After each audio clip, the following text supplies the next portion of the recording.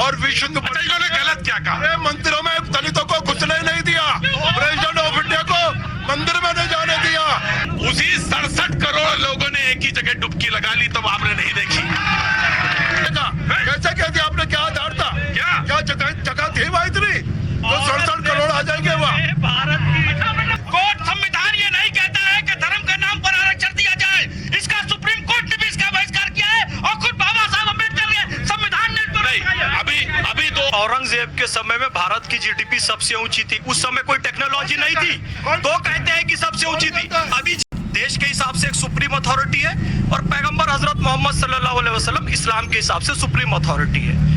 Constitution of India कहता है हम भारत के लोग भारत को एक संपूर्ण प्रभुत्व संपन्न समाजवादी पंथ निरपेक्ष गणराज्य बनाने के लिए संविधान को अधिनियमित अंगीकृत और आत्मार्पित करते हैं। पंथ निरपेक्ष यानी कि किसी की भी साथ धर्म के आधार पर कोई भेदभाव ऊंचा या नीचा नहीं किया जाएगा। पैगंबर हजरत मोहम्मद सल्लल्लाहु अलैहि वसल्लम ने अपने आखिरी खुतबे में कहा कि आज से कोई भी जाति, समुदाय, रंग, पैदाइश के आधार पर किसी के साथ भेदभाव नहीं होगा। जैसे ही आप धर्म के आधार पर आरक्षण की बात करते हैं, संविधान के विरोधी भी हो जाते हैं और इस्लाम के विरोधी भी हो जाते हैं। दूसरी बात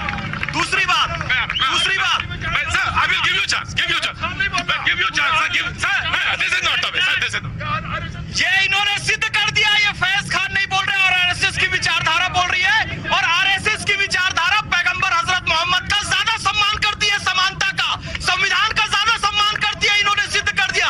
दूसरी बात, मुसलमानों को आरक्षण नहीं है, एसटी को आरक्षण है। एसटी को आरक्षण है, कश्मीर में एसटी में मुसलमान आते हैं, उनको आरक्षण मिलता है। ओबीसी को आरक्षण है, ओबीसी के अंतर्गत जो मुसलमान आते हैं उनको आरक्षण मिलता है। लेकिन 1932 में रैमजे मैकडोनाल्ड ने धर्म के आधार पर आरक्षण लाया, 47 में विभाजन हो गया। फिर 2025 में धर्म के आधार पर आरक्षण ला रहे हैं। हम 2047 में भारत को विकसित बनाना चाहते हैं, विभाजित भारत नहीं बनाना चाहते हैं।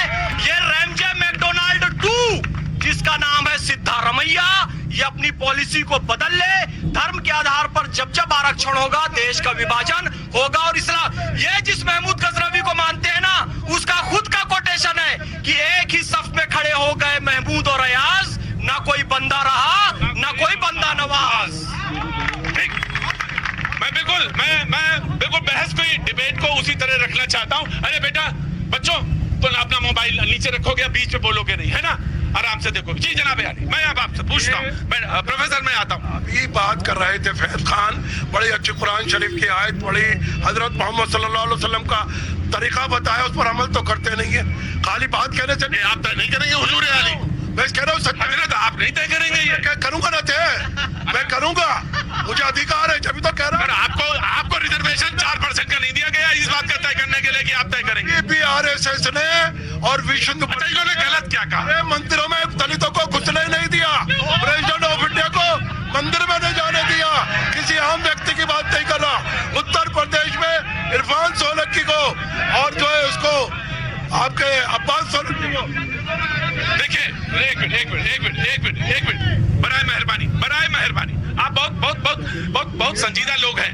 सर आपसे मैंने पूछा, सर बहुत संजीदा लोग हैं, बहुत पढ़े लिखे लोग हैं, जनता है, समझिए।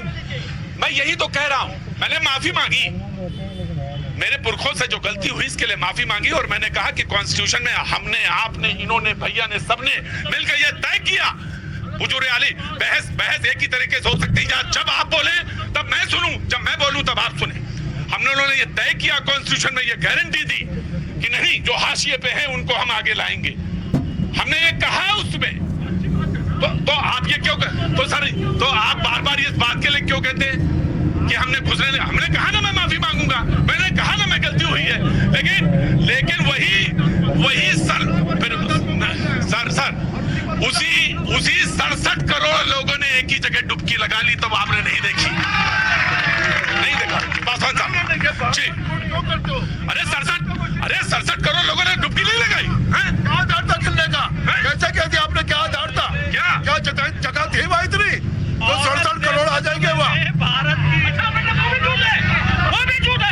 अभी तुम ही संभालोगे, अब हम नहीं संभालेंगे।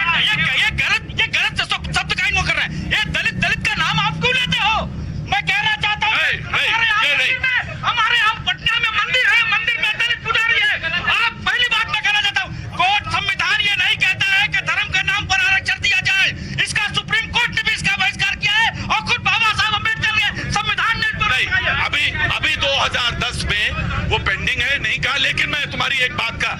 मौलाना ये गलत बात आपने बोली कि आपने कहा कि इतने लोगों की तो जगह ही नहीं है वहां पे कुंभ में।